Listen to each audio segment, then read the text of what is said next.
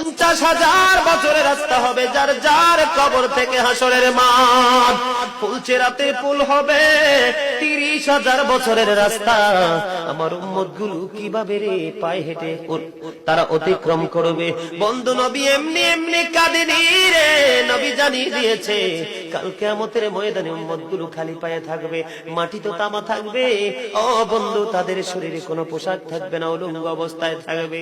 এমন মা আয়েশা প্রশ্ন করলো, গো প্রাণের নবী, জানতে মনে চায় নবী গো, এই যে আপনার উম্মত গুলো উলঙ্গ অবস্থায় খালি পায়ে সবাই থাকবে গো নবী, তারা কি নারী পুরুষ একসাথে? কয় হ্যাঁ, নারী পুরুষ একসাথে। তারা কি কেউ কারো দিকে নজর দিবে না? এবার আমার নবী বলেছে, আয়েশা রে, কেমন করে নজর দেবে রে আয়েশা? বন্যার পানি যেমনি প্রবল বেগে বৃদ্ধি পেয়ে পৃথিবীর মানুষগুলোকে গ্রাস করে ফেলে, কাল কিয়ামতের দিন এই জাহান্নামের আগুন মানুষের দিকে বন্যার মতো প্রবল বেগে ছুটে এসে মানুষকে ঘিরে ফেলবে। এত ভয়ঙ্কর হবে রে আয়েশা কেরা, এত ভয়ঙ্কর হবে আসরের দিন, এত ভয়ঙ্কর হবে সেই দিন। আর সেদিন এত বিপজ্জনক হবে, একটা পুরুষ আর একটা নারীর দিকে তাকাইবার মতো সুযোগ থাকবে না।